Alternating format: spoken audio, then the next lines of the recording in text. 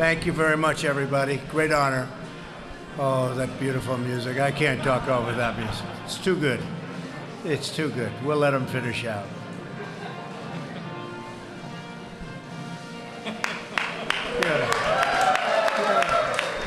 Very good. And thank you very much. It's a great honor. And I'm delighted to be here tonight with so many of my Irish friends. I have a lot of Irish folks in this room.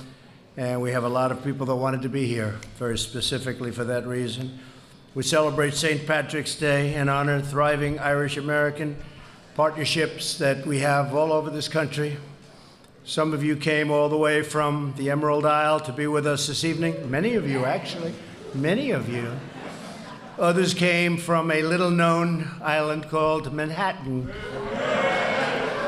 And no matter where you began your journey, we're grateful that you made it, and you're really welcome to be at the White House. This is a very spectacular place. I've lived in a lot of locations. I've lived in a lot of places. And Melania, I think we have to say, this tops it, right? This tops it. On behalf of the First Lady, I'd like to thank Taoiseach. Leo, you are really something. We've gotten to know each other over the last couple of years. Very special guy. And also Dr. Matthew Barrett for joining us tonight. Thank you, Matthew. You here someplace? Thank you very much. Where's my? Thank you, Matthew, very much. Appreciate it. Also, I want to give a very special thank you to a very proud American, but he's also very proud to have a lot of Irish blood in him, and that's our Vice President, Mike Pence. You have a lot in. How much? You have a lot, right? Almost the whole deal? Pretty close. Along with his wonderful sister who I just met, Annie. Thank you, Annie, for being here, wherever you may be. Thank you very much, Annie. We also are grateful to be joined by Ireland's ambassador to the United States, Daniel Mulhall, and his wife, Greta. Thank you very much, Daniel. Thank you. My thanks as well to 3 Irish-American Supreme Court justices in attendance. One of them has a little less of the Irish blood, but they're all great. Justice Gorsuch, Justice Kavanaugh, and Justice Kennedy, and we appreciate very much wherever you are. Great. Really great. They're doing a fantastic job. Several members of Congress are also here for the festivities, and all of the members of Congress, wherever you may be. There are too many of you to name. I hate to do that to you. You're going to go home. You're never going to vote for Trump again, but that's okay. I may be better off, right? We're also pleased to have many members of my cabinet with us, including Acting Secretary of Defense Patrick Shanahan, who's doing a fantastic job, Attorney General Bill Barr, Mrs. Barr, thank you very much, thank you. Ambassador Robert Lighthizer, he's not busy enough, he's negotiating with China, he's negotiating with South Korea, Japan, we just heard about Japan. Japan's now negotiating. They haven't wanted to negotiate for many years, but now they're negotiating. It's called tariffs. Tariffs are a very, very great way of getting people to the table, and Japan has been terrific. Prime Minister Abe just have completed a deal with Mexico, the USMCA with Mexico and with China, with Mexico and with Canada, and the China deal is going along incredibly well. We'll see what happens, but we're very deep. And where is Bob Lighthizer? Is he around, or is he still? I think he's just a big negotiating machine. I can't imagine that he's even here. But Bob, if you are here, you're doing a great job. We'll have news on China probably one way or the other. We're going to know over the next 3 to 4 weeks. And if that one gets done, it will be something that people are going to be talking about for a long time. And because we have been really taken advantage of for a long time. And now I think China, frankly, they've been very responsible and very reasonable. Let's see what happens. This year, on March 17th, from Boston to Chicago, to the Emerald City of Seattle, and dozens of other cities and towns in between, millions of Americans will celebrate the legendary history and the rich heritage of the inspiring Irish people. I know many Irish people, and they are inspiring. They're sharp, they're smart, they're great, and they are brutal enemies, right? So you have to keep them as your friend. Always keep them as your friend. You don't want to fight with the Irish. It's too tough, it's too bloody. In my hometown of New York City, St. Patrick's Day, for years and years I've gone to St. Patrick's Day. My father and mother would take me. It's one of the most important holidays of the year and the greatest parade of the year.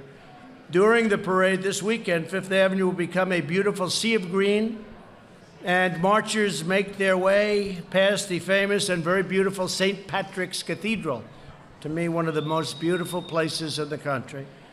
At the White House, we celebrate this holiday with today's event, the annual presentation of the Shamrock Bowl, and I won't tell you who's getting it. It's a big surprise. Okay?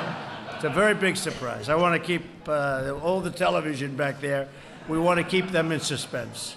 This tradition began almost 70 years ago when Ireland's first ambassador to the United States, John Joseph Hearn, gave President Harry Truman a small box of shamrocks in 1952. Tonight, we accept this gift as a symbol of the enduring friendship with Ireland and its amazing people that we love. The Irish are confident, fierce, faithful, tough, and true. They never give up. They never give in. Do you give in? Does anybody here give in? I don't think so. Since the time of the Revolutionary War, the sons and daughters of Ireland have played a central role in the history of our country. On Christmas night, 1776, a Bostonian of Irish descent, General Henry Knox, Director General George Washington's famous crossing of the Delaware. During the Civil War, more than 150,000 Irishmen valiantly fought to preserve our Union, and they fought hard. This very building, our nation's beloved White House, was designed by Irish architect James Hoban. In 1974 and 1794, when Catholic Irish workers in Washington, D.C. needed a place to pray, they founded a church, now the oldest parish in Washington, D.C., and it's called St. Patrick's. Every year on St. Patrick's Day, we honor Ireland's patron saint and his life of selfless service to others. Today, we also honor the many Irish-American firefighters, soldiers, police officers, doctors, nurses, teachers, priests, and countless others who carry on St. Patrick's blessed legacy of service. Tonight, we are thrilled to have so many members of the Irish community with us at the White House for this celebration. So many people wanted to be here, and they couldn't because we wanted to make room for you. So we just said, don't come. Through trial and triumph, ups and downs, thick and thin, the extraordinary Irish people have stood by America's side, and America will always stand by theirs. And I have to say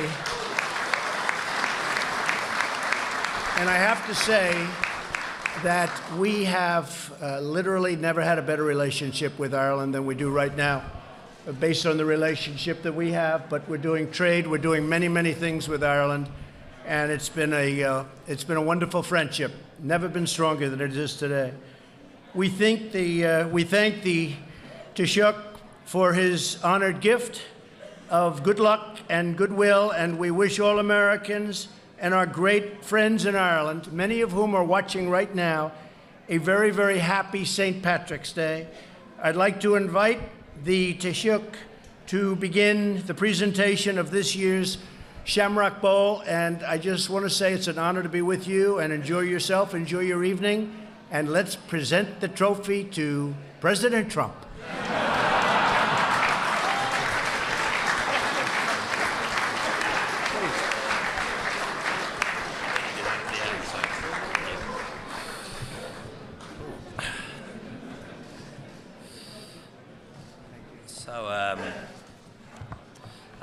Mr. President, First Lady, Mr. Vice President, Uachtaráin, Céad Ban, Las Uachtaráin.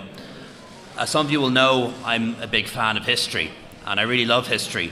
because I believe that history is the study of the future. It reminds us where we've come from and points us to the place we need to go next. And throughout history, holders of your office, Mr. President, have defined the destiny of this great country in times of certainty and in times of crisis. People like President Washington, who helped to create America and showed the world what freedom meant and how democracy worked. People like President Jefferson, who helped to make America great and created a republic of liberty. President Lincoln, who preserved democracy and proved that freedom has no limits. And Presidents Roosevelt and Reagan, who defeated two evil empires and secured freedom for the world. I know, Mr. President, you've said your ambition is to make America great again, and I think we can already see some of the results of that. The American economy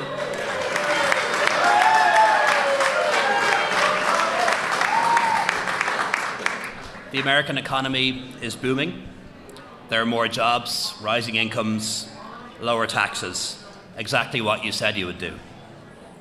And American military power is unrivaled. Nobody doubts your status as a great power in the world. But I think what makes America really great is not just economic prowess or military might. It's all those things that make all of us around the world really love and respect America. Above all, your people, and so many of you here tonight, your values, a new nation conceived in liberty, the land and home of the brave and free. Those inspiring words that inspired the world.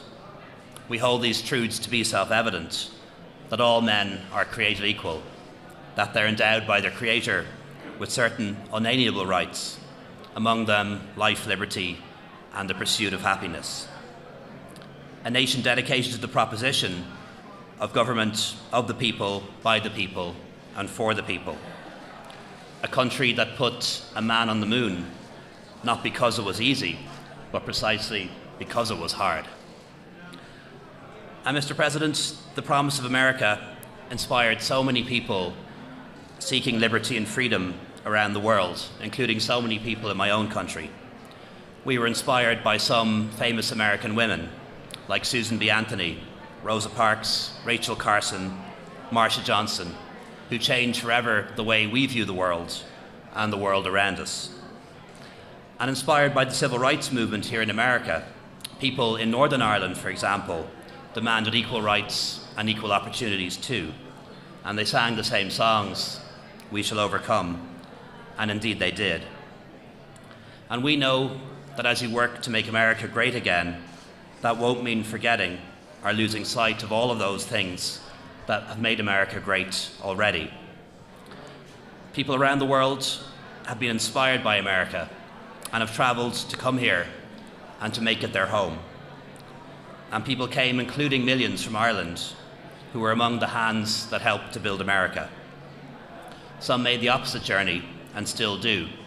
And when Americans come to Ireland, we greet them as brothers and sisters. Mr. President, I believe that our history is shared and our future is intertwined. So I believe that future generations of our citizens should have the same opportunity to enrich each other's societies as past generations did. No nation at the moment with as many ties as Ireland has to the United States has so few pathways to legal immigration. And I know we've talked about this on a few occasions, and when we've talked about it, we've found agreement. And I want to thank you and also Congress for your support for the new E3 visa program, which will allow a limited number of Irish people to come here annually.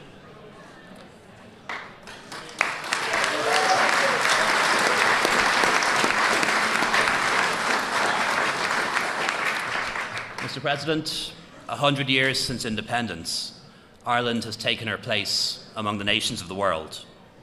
We're a proud member of the United Nations, acting as a force for good around the world. We're secure in our place in the European Union, the common European home which we helped to build. And we're a gateway to the Atlantic, and I hope a bridge between Europe and America. And at this point in our history, we're very keen to deepen the economic ties between our two countries. Decades of investment by US firms in Ireland have helped to transform Ireland from one of the least developed countries in Europe to what is now one of the most prosperous. And we thank America, and we thank you for that, and we'll never forget the role of America in making our economic transformation possible. Today, however, our economic relationship is very much a two-way street. Almost 100,000 Americans in 50 states are now employed in Irish-owned companies, and there are more jobs to come. 119 Irish firms have invested here since you took office, and investment by Irish companies in the US has trebled in recent years. We have a trade surplus in goods and merchandise, but that's balanced by a trade surplus in services. So jobs and trade and investment are going in both directions, and free trade and free enterprise are making everyone better off in the round. And I'd like to keep it that way. President Lincoln once said, "The past is the cause of the present, and the present will be the cause of the future." All these are links in the endless chain, stretching from the finite to the infinite. And Mr. President, I believe that Ireland is part of that endless chain. We're really proud of our links to this great country. We want them to continue, and we want to strengthen and deepen them in the years ahead. And so, Mr. President, in the spirit of our long shared friendship, it gives me very great pleasure to present to you with the 2019 Shamrock Bowl. Happy St. Patrick's Day.